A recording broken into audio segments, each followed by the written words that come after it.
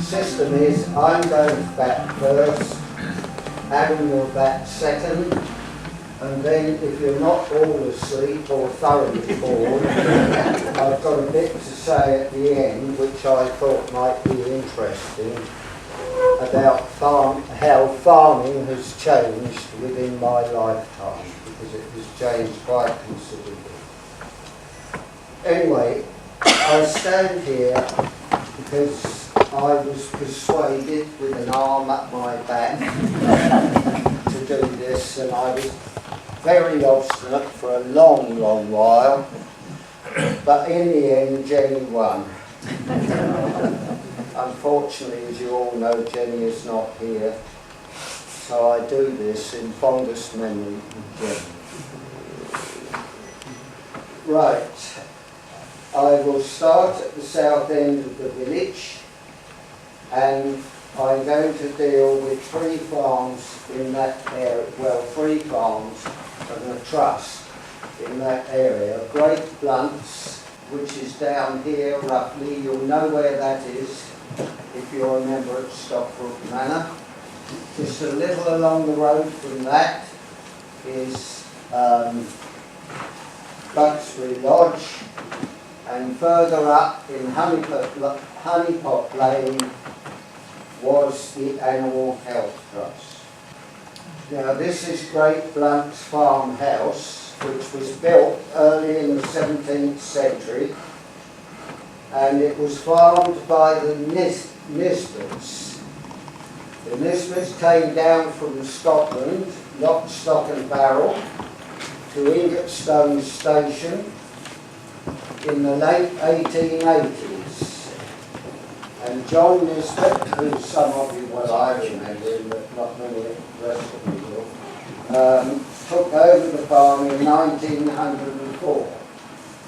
And he had 3 children, some of you might know, with Peggy, Jessie and Robert. Now Peggy was the last to die, and she died in this house. And that must have been about 5 years ago.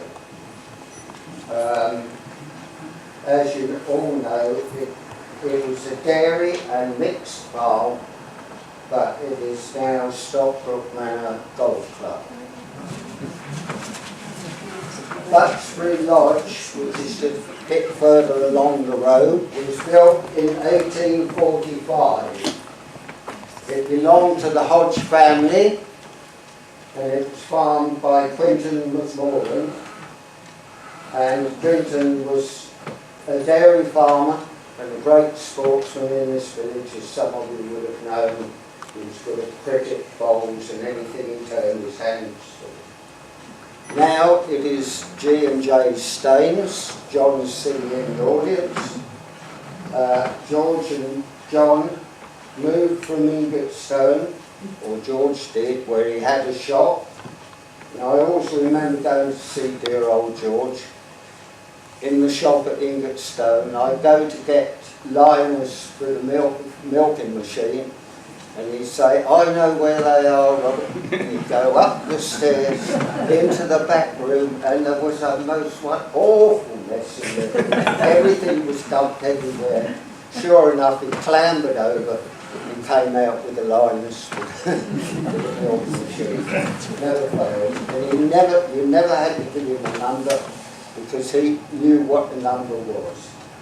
Now this is a photograph of a painting that Joan McMorland did while she was living there. Now several of you would have known Joan McMorland, and that was a painting she did of Buxbury Lodge. The Animal Health Trust was founded by the Perry Foundation in 1956. It was opened in 1957 by the Duke of Edinburgh, and Dr. Ken Sellis was the prime mover and force behind it. Now, a lot of you would have known Ken Sellis. If you didn't know Ken, I bet you knew Ruth at the National Crossing. And David Ross, Dr. David Ross, who several of us knew well, also worked there. However, for financial reasons, it was closed in 1972 because it depended in the end on farmers' donations, and farmers being tight. So they had to move to Newmarket. The next farms are Ramsey Till's there. White Till's was along the Ingerstone Road. Yeah, where that I knew I should have gone to railway Specs. Yeah, it's down here. Yeah, it's There it is. White Till's, Ramsey Till's. And the other one is Impey Hall, which is just behind Ramsey Till's. Now, White Till's at one stage belonged to Hensman's, the machinery dealers, and Bob Walton moved into White Till's shortly after the war. And he was a great man for his Suffolk sheep. He came from Suffolk. He also had arable, and he was very keen on dog trials. Now Bob's daughter and son-in-law, Chris and Alison Haywood, live there. Ramsey Till's at one stage was owned by Mr. Patterson, who was a Dane. I remember him well because quite scandalously, just after the war, he sold all the topsoil off the farm to the Festival of Britain, which was held in 1950. Of course, Doug has cursed the day ever since. It now belongs to Doug Coffey, who moved in there in 1959. I don't know much about Ely Hall, except a very good friend of mine in past years farmed it for a while, John Little. At one stage it did go with Ramsey Till's, but it was split in Patterson's day. And John was a great breeder, renowned breeder of Hereford cattle, and he used to show far and wide, and he always did well at the Royal Show, the Essex Show, and any big show going. The next farm we go to is Frizzling Hall. Now, Frizzling Hall is down Swan Lane, for those that don't know, and it's up a chase to the left. That is an aerial view of it as it was. I understand it doesn't look anything like that now. So I'm told I haven't even been up there, so I can't pass judgment.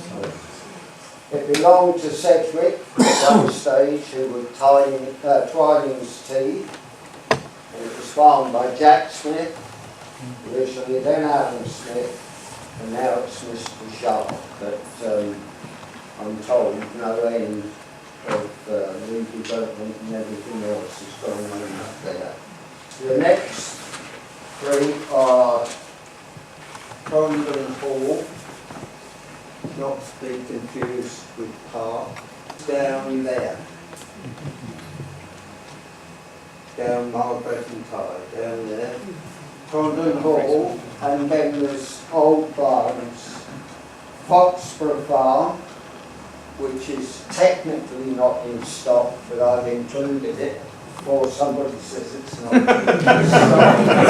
It's technically in West Hanningfield, but as Roger and the Buckingham family have always been socially active in this village, I thought I would include it.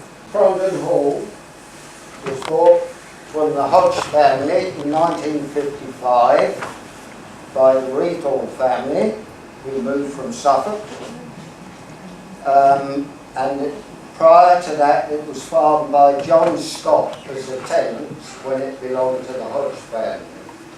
But the Rethorns, who are well known in this village, farmed the three farms together. I'll go to Forest Lodge at a later stage.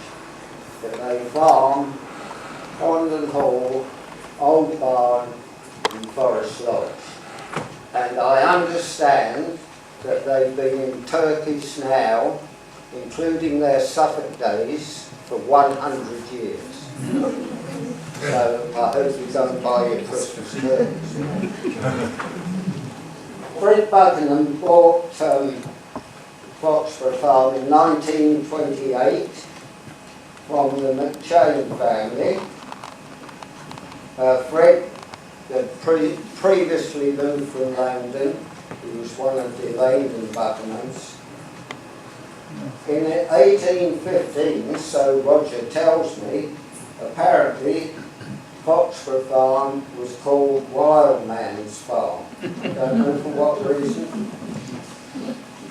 And but Roger had the distinction of being the last dairy herd, well, you're going to say not in stock, but in this area.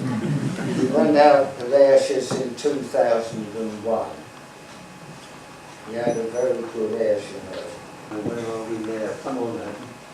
Look at apps. Apps. Yes. Oh, there's apps. And the next one is Great Preston, which is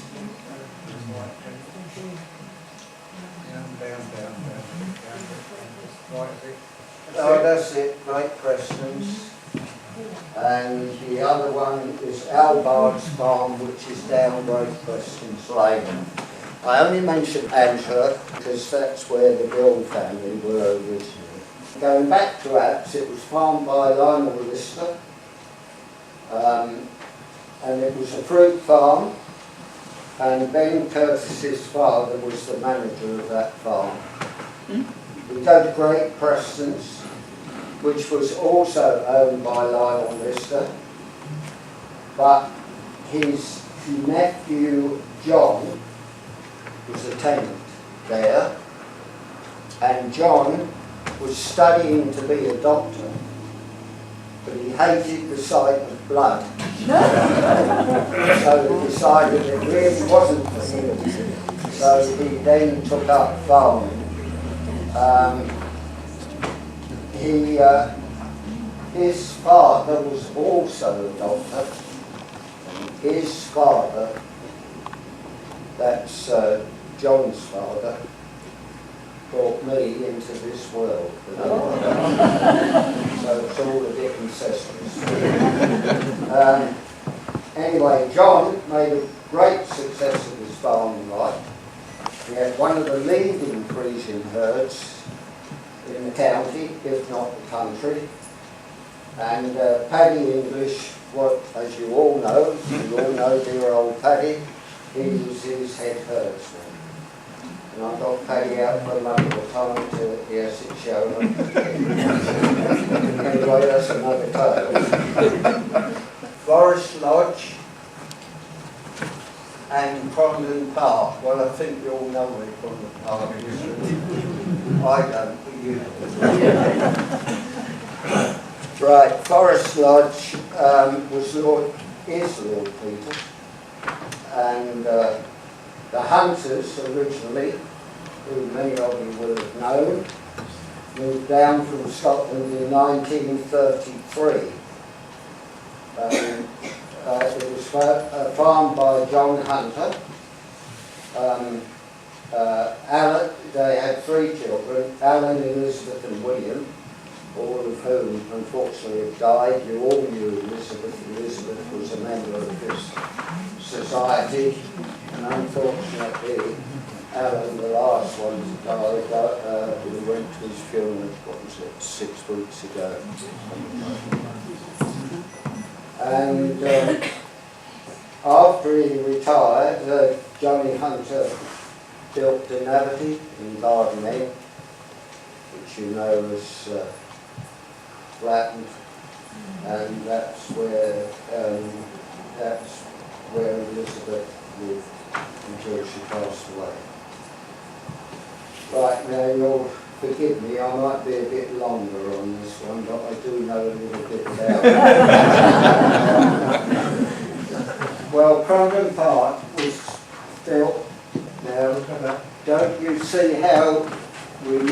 exactly alike, those two houses are. Where originally our farm was on the Lord Peter estate, and I think we got two done for the price of one. It's not real, is it? Obviously the same architect, I would say. Anyway, Cromley Park was built in 1835.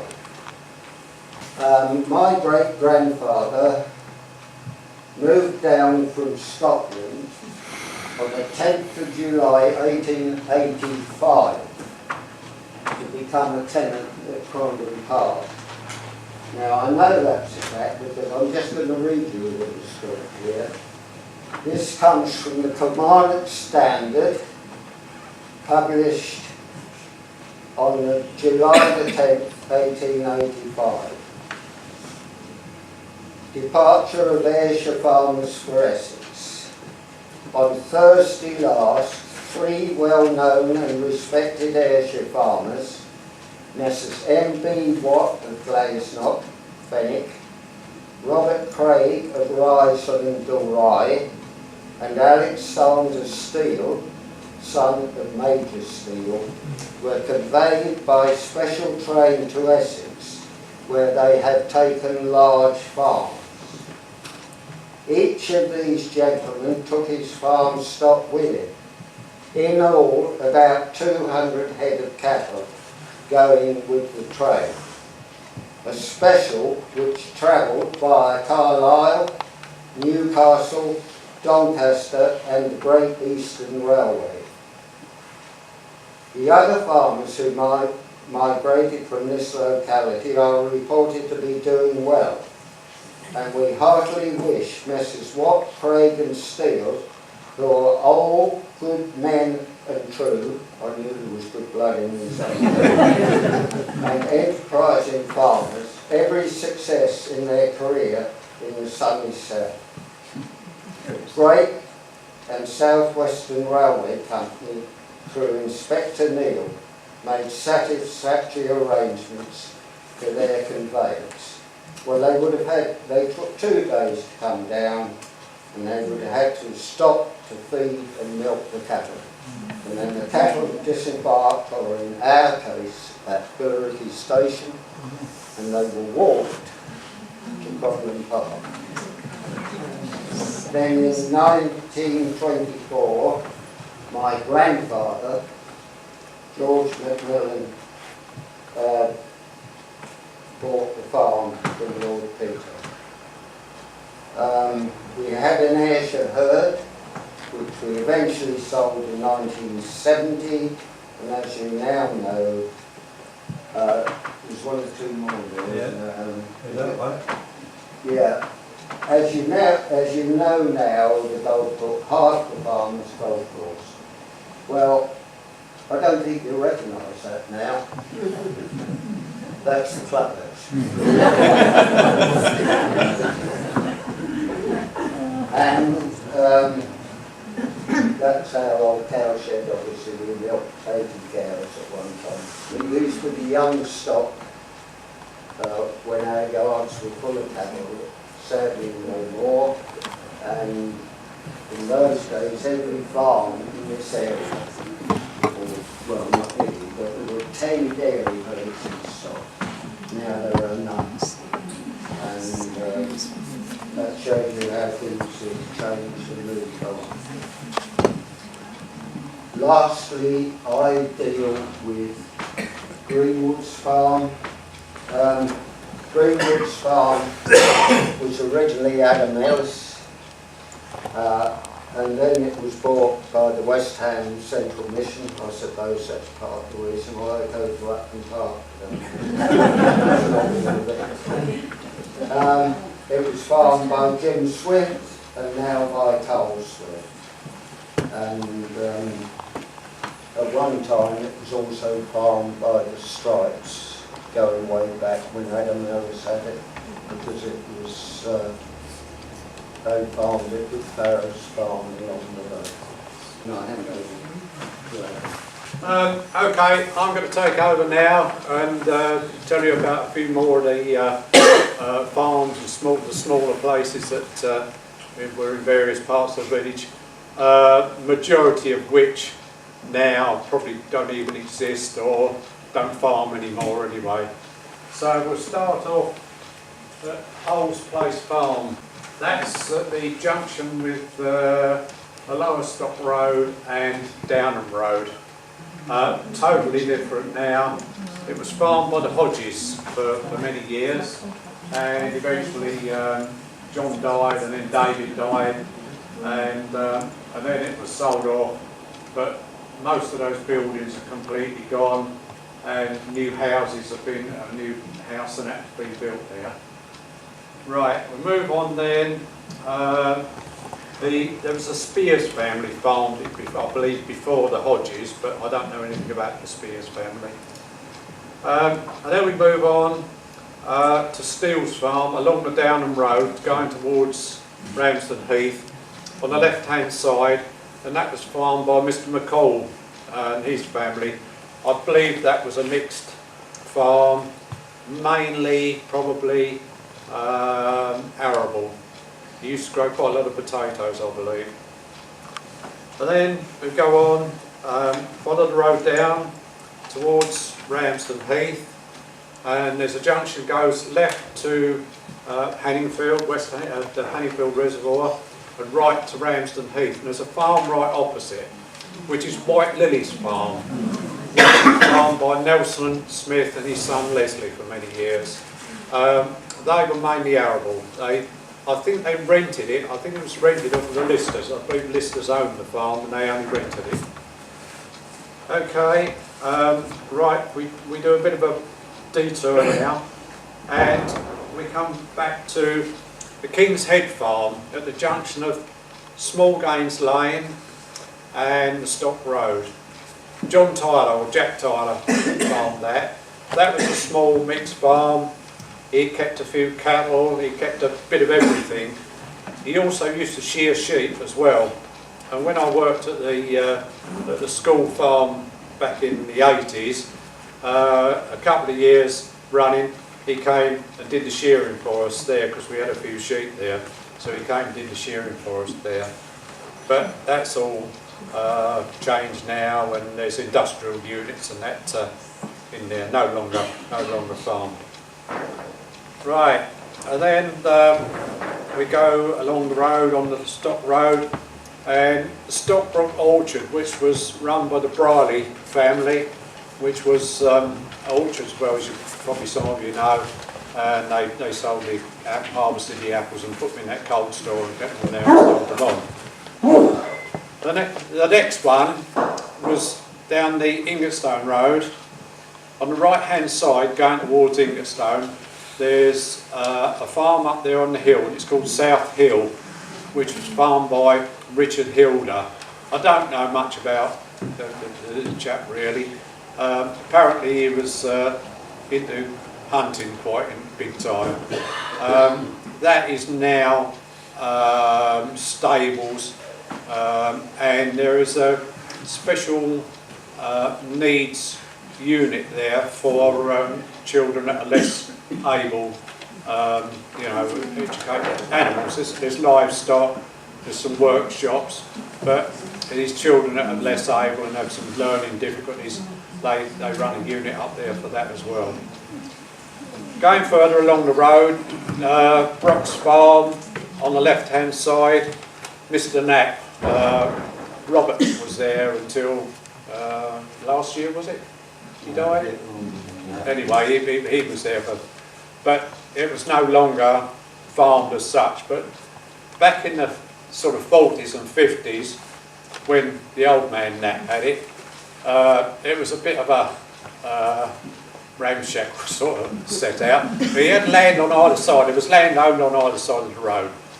And pigs, chickens, ducks would be crossing the road, waddling across the road. One or two met their fate on a dark old winter's evening or a foggy day as they came out of one side of the farm, or from the actual farm, across the road to the fields across the other side. And so that was Mr. Knapp that was there. coming back again to the Stock Road, Brook Lodge Farm, you know where the Humpback Bridge is, at the end of the Ingatstone Road. There's a track almost opposite goes up there. Jack Barnes had that, farmed that. He was a cattle dealer and livestock haulier. He used to always be in Chelmsford Market on a Friday with his old cat there, and you see him leaning on the rail, and he'd just go like that at the auctioneer. Never moved anything else. But he farmed that for a number of years. But he didn't do any arable. It was all just grazing basically. He used to buy cattle and graze them and then sell them on again. But he also did. I think he may have had 2 lorries, but he definitely had 1 lorry, and you see it backwards and forwards on a Friday at Chelmsford Market or Romford Market, somewhere like that, hauling cattle backwards and forwards. Yes, he always transported our cattle to shows. And yeah. So we come up the up Stock Hill to well, Back Lane actually, and Fred and Michael Makins had the Brookman's Farm dairy there, and they had a milk round in the village for many years, and they had an old Reliant 3-wheeler, not like the one you see on the Only Fools and Horses, but it was a van, and it had like a motorcycle engine on the front, a single wheel on the front, and that used to chug around the village, and they used to deliver the milk with it. But Fred, when he used to deliver, I can remember him going to my grandmother, who lived next door to us in Well Lane, and he always went round with the churn and the ladle and measured your milk out into your jug, and that was the way it was delivered in. And of course, it was all unpasteurised, all untreated in those days. Yeah, pure milk. Now we moved further up the Stock Road to the Stripes, where the Farrow's Farm. You know where the water tower is, and where it's a rather posh array of buildings and that there now. But they were dairy farmers, and I don't know whether they did any arable or not, I don't know too much about that. But they were dairy farmers, and they also had a milk round the village. And Bob Stripe, who some of you might have remembered that had the bear at one time, he used to come round with a pony and trap with and delivering the milk. And theirs was bottled, their milk. They used to bottle their milk. And they also supplied Stock School with the milk in the 1/3 of a pint bottles. So in the summertime you probably get milk that got popped out the top, or it got frozen, you know, in the summertime, a bit warm. But again, that was all untreated milk. That was all, you know, we didn't have treated milk in those days. But they eventually, all the rules and regulations came in, and there was a company, Curry Dairy Company in Chelmsford, and they took over the milk round, and subsequently, because when they took it over, all the milk was tested and treated then. Magnus and Usher, wasn't it? And then Magnus and Usher took that over. Yeah, they took it over after that. Right, so that was the Stripes at Farrow's Farm. Right, I'm going back now down to Small Gaines Lane. I'm sorry I'm dodging about a bit, but this is how it is. That's Green Acre Farm in Small Gaines Lane. It's on the left-hand side there, and that was farmed by Tommy Johnson for a good many years. He had, that was dairy, mixed farm, bit of livestock, bit of arable, and every year he used to go out with the binder and cut the corn, and we only lived just up the road, and myself and a few other lads used to be down there with our sticks, waiting around the cornfield, waiting for the rabbits to run out so we could bag ourselves for dinner.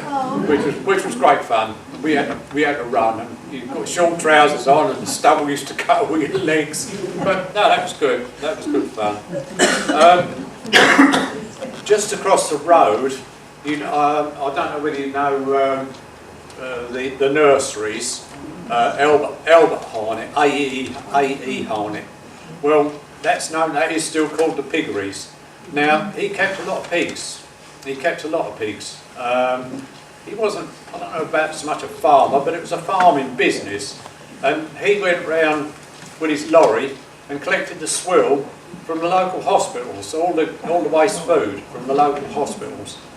And he had these great big tanks and big boilers, big coal-fired boilers, and they used to cook this swill up every day, steam cook it, what he collected, and that was fed to the pigs. You can't do that now because the foot and mouth business, when that all started off, that was attributed to swill that hadn't been cooked properly, and the infection got into the pigs, and that they reckon that was the start of the foot and mouth outbreak of foot and mouth disease. But you can't do it now. But for years and years, he kept pigs and swill fed them. But there's no longer any piggeries and that there now. That's all gone. Anyway, we come up the route to the well lane. We come up here, and Scrivener's Farm. I don't know whether any of you know it. It's bordered on one side by Maidles Lane, and that was where the main entrance to it was. That was, as far as I know, Sam Kent was the first person that I knew owned it. And then the Warren family owned it. There was the old man, I don't know what the old man's name, but it was Robert and Wally worked there. And I used to go down there as a lad to watch them milking and you know, learn a little bit about what was going on and the farming side of things. They eventually sold out. I think Robert went to Battlesbridge, Hullbridge, somewhere out that way. Wally, he lived along the Mill Road for some years. He came out of the farming game, and he married and lived along the Mill Road. I can't remember who he married.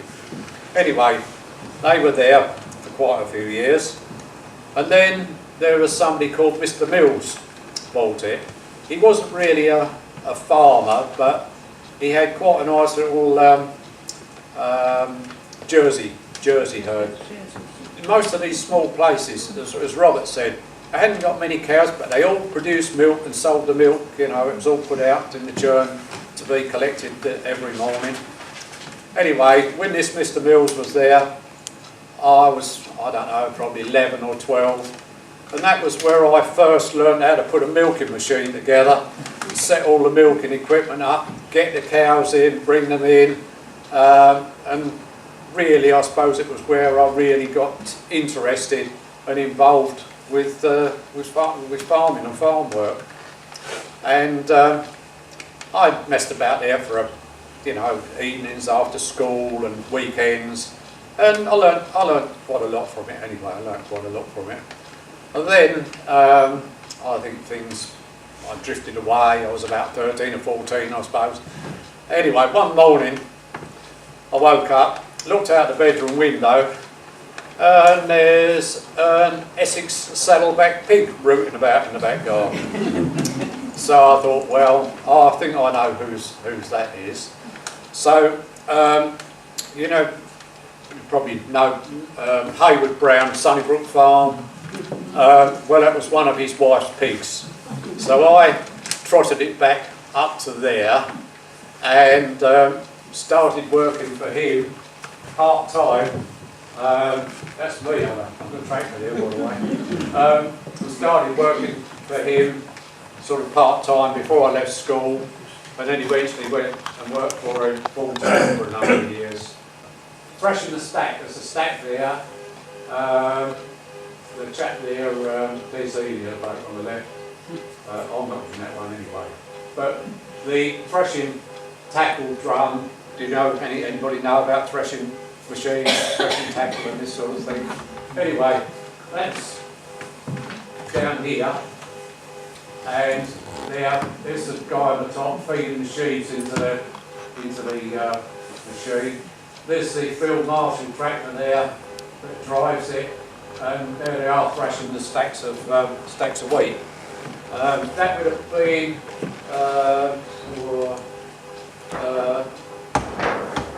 early to mid 1950s. So it's still, you know, doing it. And those sacks there, they would hold 2 1/4 hundredweight of wheat and 200 weight of barley. They were quite heavy to carry around on your back, as you can well imagine. But you're not allowed to do anything like that now. No more than 25 kilo now, and that's it. But we used to, you know, wind them up on a lift, a sack lift, which was like a sack barrow. They had a handle on the side and a chain sort of, well, it didn't have a chain, it had a rack and pinion sort of thing. And you weld it up to get them up high enough to get them onto your back to carry them. Put them over your shoulder. Put them over your shoulder, yeah, carry them. I guess made the boys do it as well. Yeah. I mean, I worked somewhere else at Ingerstone, and we used to have quite a lot of barley for the pigs. And they'd come in with a lorry load of barley straight off the field about 5 o'clock in the afternoon in 200 weight sacks. And you imagine you've been out there with the sun on your back, your old shoulders are a bit sore, and those old sacks are a bit rough. Anyway, I say I was there for a few years, working for him. And that was David Brown on the tractor, myself on the right hand side on the combine, and my brother Bruce on the left hand side there. And that was a small, only a 5 foot cut combine. Now, what are they, 35 foot headers on them now. But we used to get through it, and that was taken, you know where Jim Swift used to live? Up on the Stock Road? Anybody know? Up there? You know there's like a little road goes off to the side with a gate across either end? Well, that was the old Stock Road. And that field was on the right hand side, and I believe that tree is still there, that ash tree. I believe it's still there. But that was in that field there, where we were doing that. We were talking about Scrivener's Farm. Of course, George Drake had it after Mr. Mills. I expect quite a few people knew George Drake. And we got Hayward Brown. And then there was Ted Owen, had a poultry farm, Britain's Lane, just off of Goatsmoor. And he bred poultry, sold eggs, chicks, and all that sort of stuff. He was there on the left-hand side, just as you go down into Britain's Lane. As you went further along, on the left-hand side was Bishop's Farm. Now a great big private house in there, but that was another little one of these little small mixed farms. He had a few cows, he had a few pigs, he had a few chickens, and that's how the majority of them was. Robert said they were small mixed farms in the area. And then, as you go up Furs Lane on the left-hand side, there was a poultry farm there, which was owned and run by Charlie Lowe for a good number of years. It's no longer a poultry farm, but I think some of the old sheds are still there. Anyway, well then we'll go on to one or two of the businesses and that were connected with the farming and the village. My father was very much involved with agricultural water supplies. He went down wells, he fitted pumps up, he dug wells, he did a lot of agricultural water supplies all through the war, all over the county. He was involved with the Essex War Agricultural Executive Committee, was it, Robert? Yeah. He was involved with them, and they used to put this work his way, and he did a lot for the farmers and agricultural water supplies, not only around the village but all over the place. Out in Bowers Gifford Marshes, Corringham, Balvan, Braintree. He went all over the place, and he was very much involved with the farming yeah, with the farming community and their agricultural, you know, water supplies. And the old teacups, the older type ones, they had a little, where the vacuum pipe, I'm talking about milking machines now, where the vacuum pipe went onto the side of the teacup, you had the vacuum pipe went onto the side and the milk flow pipe went on the underneath. Well, there was a little pipe that went onto the side of the teacups. Cows used to kick them off occasionally. This little tube on the side would break off. So they'd go round to my dad to resolder it on, take it around there to resolder the vacuum line pump. Because the vacuum line is what actually does the squeezing of the teat when it's milking. It's sealed by the liners. You've got these rubber liners that Robert was talking about, and the vacuum, you've got a pulsator, and that goes at a regular, and that squeezes the teat, and then you've got the other pipe that sucks it into the bucket, or into the other big setups they've got now anyway, big glass jars and whatever. Totally different now. It's factory farming anyway now. But yeah, he used to do that sort of thing as well. And then there was Upson. Mr. Upson had a shop opposite the Cock Inn, and he did bicycle repairs, but he also used to do a bit of saddlery, repairing horse collars and stitching anything that had broken, reins and that sort of thing. And he did a bit of that as well. He was a general ironmonger, which was very handy for the farming community. Mended your boots, put the hobnails in them for you. No, he was a handy old boy. But the only thing was, you'd go up there sometimes in the mornings and there'd be a little note on the door, back in 10 minutes. Well, you knew where he was. He was across the road in the Cock Inn having a pint, his 11s. But that's where he was. And then, of course, in the square, we had the blacksmiths.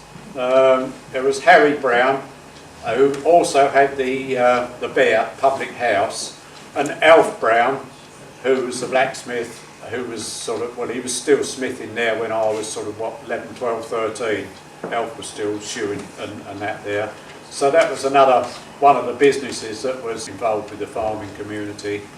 There was also an old boy, Mr. Booty, and he used to do fencing stakes, cut the fencing stakes and poles and that down in Swan Wood, which was another thing that you needed to keep your livestock in. So basically that's my bits and pieces. So I hope I haven't bored everybody. Is there any bits and pieces, anything anybody wants to ask or bring up? Or right. I've been in there since 1969. Yeah. Born in Carlisle, but moved to Tyneside when I was 18 months old, married mother 7. And my father had a small haulage business which was nationalised. He couldn't put up with British Road Services or the garage, but he started a small piggery, not a stable, just a few pigs in. Because during the war, his local transport was horse and cart. Right. Yeah. So in one stall in the stables were 3 pigs, surrounding your ration book. Yeah. Some people, in the farming, you would know. So that was it. And he started this, and then the first piggery development started, and people going like this, and so we were living off that. And he started on a greenfield, a new one. And ultimately, before he died, I think we were about 1,000 pigs, and mostly swill, but not hospitals. I don't know the schools in County Durham. And a couple of cows to keep us supplied with cream. Chickens, Christmas, shed full of turkeys and chickens and things, young cattle, fatten them up, what else. But you mentioned, you had a lot of dairy in this area. Yeah. You mentioned eight herds. Was foot and mouth troublesome in this area through the 50s, 60s? There was an outbreak, yes, there was. Yeah. Just one? Yeah, it was, well, I remember there was an outbreak on Crondon Hall, and I can remember my father quite rightly being furious because the cowman from Crondon Hall had come up, wandered into our cowshed to tell us that they'd got foot and mouth. Which wasn't a happy thing to do. Fortunately, we didn't get it. Yeah, because I guess I was in 19, so weekends working there, but we never had foot and mouth. I'm going to swine fever maybe once or twice, but Yes, that was. because we were fattening pigs, Yeah, and yeah, they went yeah. down into Yorkshire Yeah. thing. And I used to go to the police station every Sunday morning to get the license Right. Yeah. to move the pigs. Well, One of the interesting questions, when we were in dairy, how big were your gills? In the north of England, a gill was double the size in the rest of England. I can't remember. Anybody know? Can you remember what a Jill was, Robert? In measure? No, I think it was Quarter of a pint. Quarter of a pint. but ours were half a pint. Right. Oh, I thought it was an eighth of a pint. Oh, well, I don't really know. No, I would say I'll quarter. have a look in an old diary I've got at home. I know it's in there. I'm only interested in pints. Well, you get that out there. Have you all had enough now? Or do you want me to run through this last? Robert, You want, well, can I just ask you a question? Am I correct in thinking that Crondon Park farmhouse was built on the site of an earlier, Crondon Park Lodge farmhouse was built on the site of an earlier farmhouse?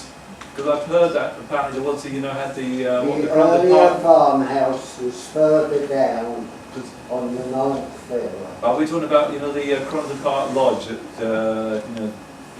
No, I'm talking about Crondon Park farmhouse. right, The original one right. Ah, was further there. Okay, this is the West Anfield show, which was, these pictures were taken in the front of Forest Lodge, the field opposite the ship. And in those days, I can remember there were 60 or 70 cattle, and I was there when there were 60 or 70 cattle exhibited at the Anfield show. That's the Corn Exchange in Chelmsford. Anybody remember the Corn Exchange in Chelmsford was where the Chancellor Hall is now. And the market was behind that where the multi-storey car park is.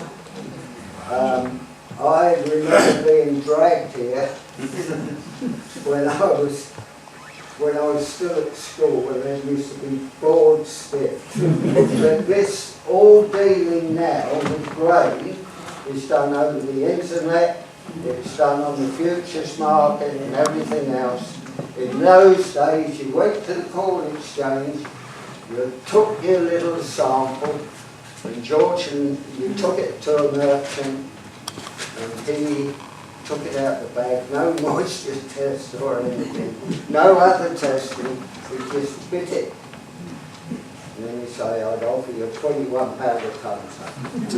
And they thought if they got anything over £20 a tonne, my gosh, it was up and up. And nowadays, of course, it's all together.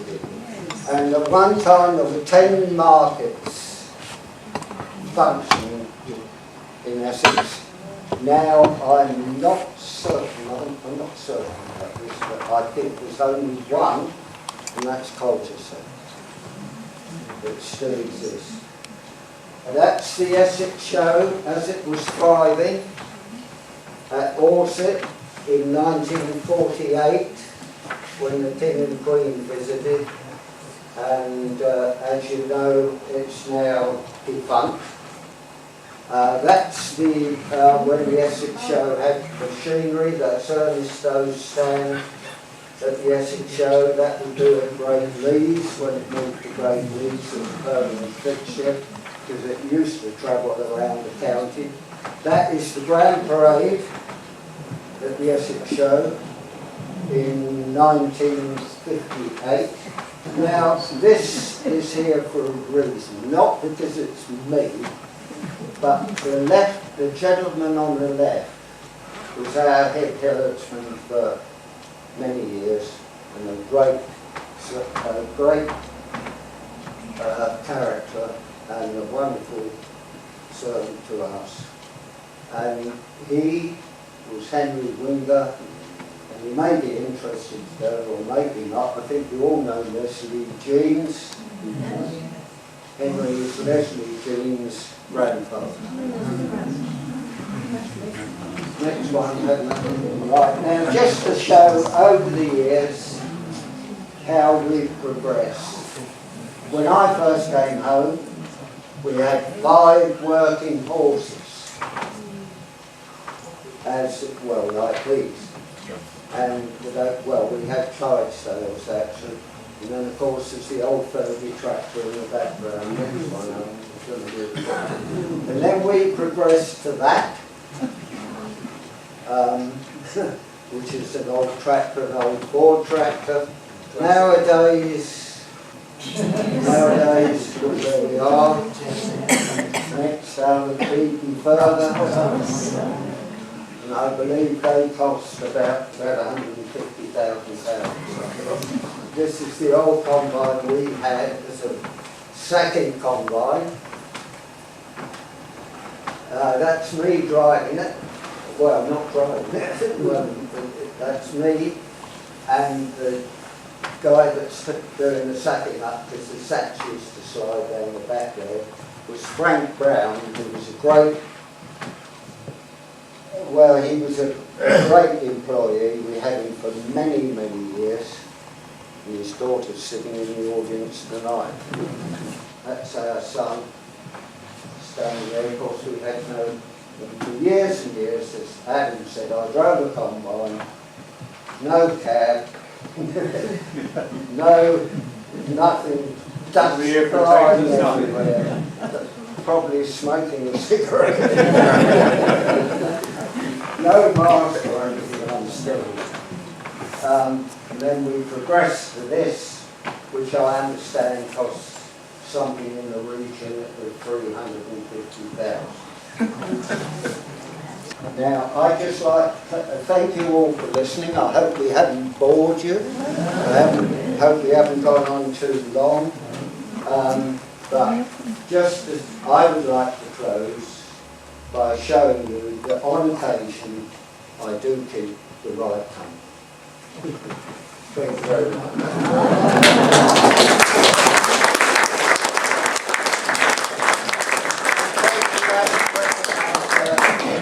That's the Queen, 1978.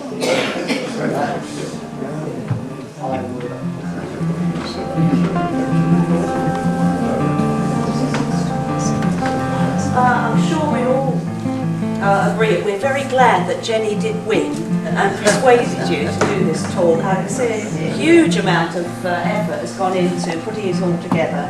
And I'm a newcomer to the village, and like a lot of people here, haven't got any connection to the land.